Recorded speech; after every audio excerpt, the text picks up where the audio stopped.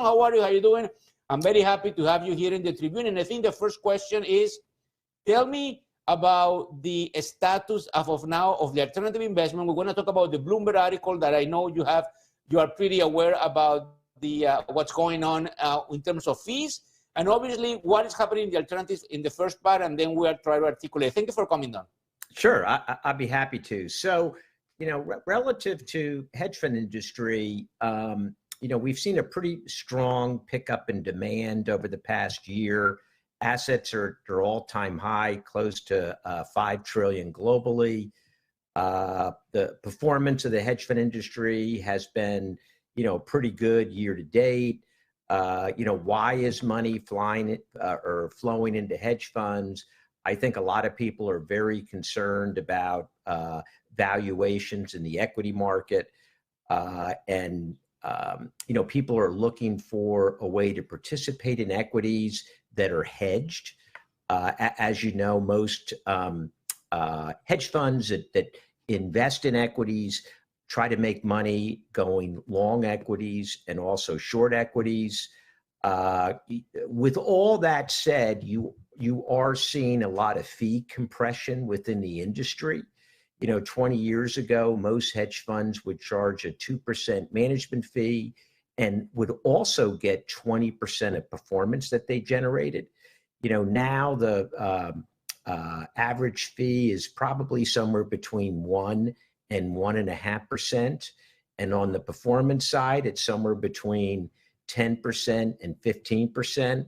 When you get to large institutional investors, such as endowments, pension funds, sovereign wealth funds, the average fee might be closer to 1% and 10% fee.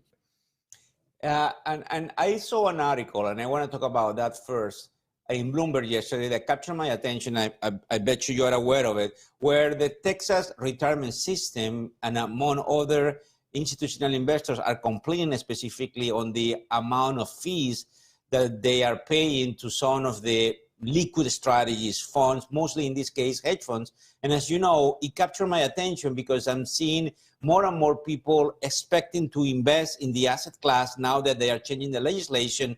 And obviously, I want your opinion on those outrageous fees that some of the best managers are basically passing through, like Millennium and few others in that article. I want your opinion on that because it's pretty interesting what's going on in terms of fees. So, what's really interesting about the industry is that brand of a hedge fund, how well known they are, how big they are, creates a lot of demand regardless of performance. So I don't want to talk about millennium. I just want to talk about generality. So you have a lot of money going to the biggest hedge funds, and they can command very, very high fees. Everybody else in the industry is having to cut their fees. And when you look at what managers have the best opportunity to outperform, it tends to be smaller, mid-sized managers. It's hard to generate returns if you get very, very large, because when you invest in something, you move the market. So for people like Texas teachers, the way to enhance returns is not buying the largest hedge funds. It's investing in mid-sized hedge funds that have a better opportunity to outperform, and also better opportunity to negotiate better fees for Texas teachers. And what is your opinion about some of the most prominent people in the industry that are advocating for education now that, among other things, this administration, President Trump, is allowing potentially those major defined contribution and 401ks to invest into the alternative investment space? There is a lot of people very concerned that the population in general, they don't understand illiquid strategies. I know you are more on the liquid side with hedge funds and few other things that are pretty liquid, but what do you think is the way to go in terms of educating the population about the risk versus all the other things that we can put on the table, Don? So you are beginning to see a number of large private debt and private equity funds begin to create funds that individual investors can potentially invest in, including 401ks. I do think there is danger as far as allowing them to do it, because I don't think retail investors understand what they're investing in. I don't think they understand what the liquidity of these funds are. I think it's probably a good thing to have a small percent of your savings allocated to alternative investments, but I think it should be limited. You know, what concerns me is individuals that see very good historical returns and put all their money in a very illiquid strategy that they don't understand. So I'd like to see limits on what percent retail investors can invest in a specific fund of their savings, because if it's only 5%, then that's fine. If they want to put 50% in a strategy to understand, then that is very concerning. Well, you're very responsible. I appreciate that, because definitely there is a lot of worriness about allocating a huge amount of money into the alternatives, even though they are great vehicles, don't get me wrong, and people are making money if they know where to invest. But you're right, it is very dangerous in the overall population. In another question, you know, our audience is also comprehended by institutional managers as well as allocators all over Latin America that speak Espanol, but also understand English, so they understand you perfectly. In terms of the strategies, you know, when you are going into the hedge fund space, you have different strategies. What are you seeing that is picking up for Q3 and Q4, if you can? And obviously try to articulate what is the forward looking for 2026. Is global macro, is long-short equities, is basically market neutral strategies? Where do you think the bulk of these major investors are seeing opportunities within the space now?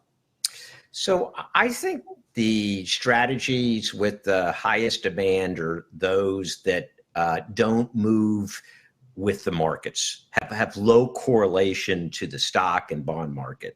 So market neutral equity, very, very strong demand for managers that are able to generate returns on the long side, meaning when stocks go up, and on the downside, meaning they're selling stocks short. I think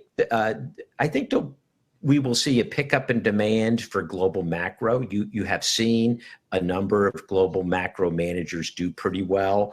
You know, I think there's going to be a pickup in demand for global macro managers focusing on emerging markets.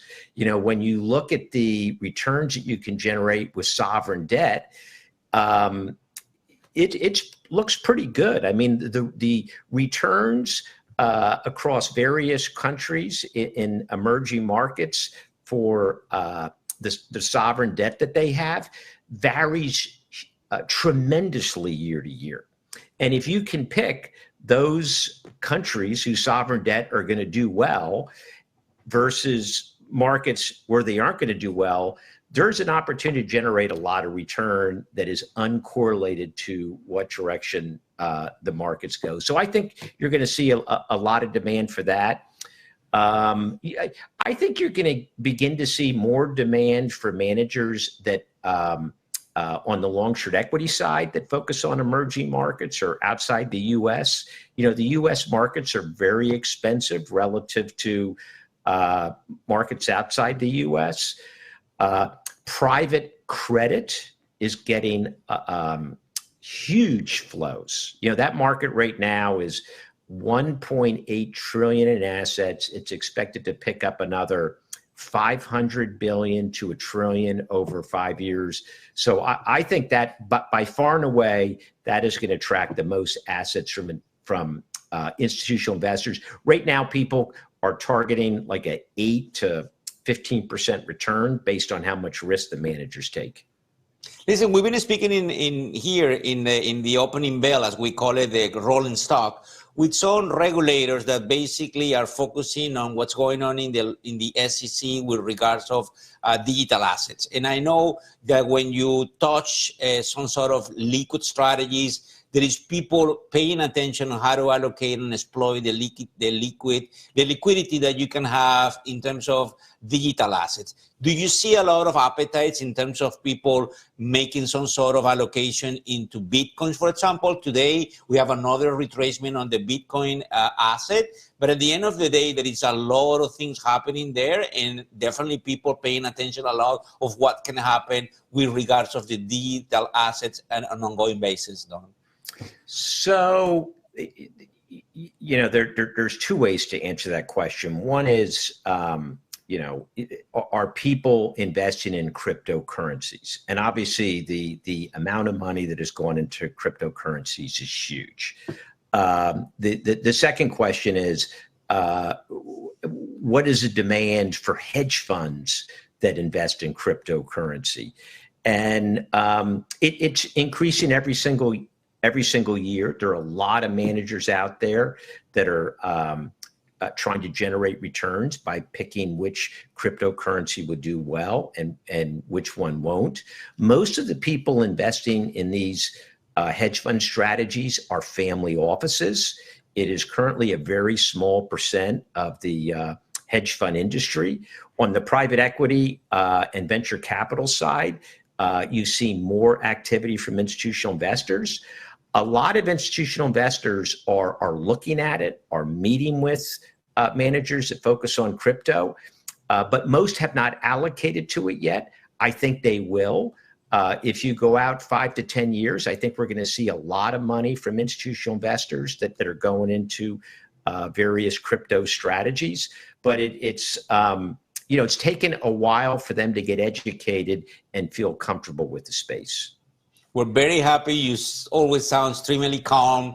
Very nice to have you here at the opening bell. We're going to bring you back. We need to evaluate definitely what's happened with those allocations from the regular people into the alternative. And I'm very happy you always are set to talk to us. Thank you. Have a great day, great rest of the summer. And I'll probably see you sometime soon in the Northeast. Take care, Don. See you, Victor. Cheers.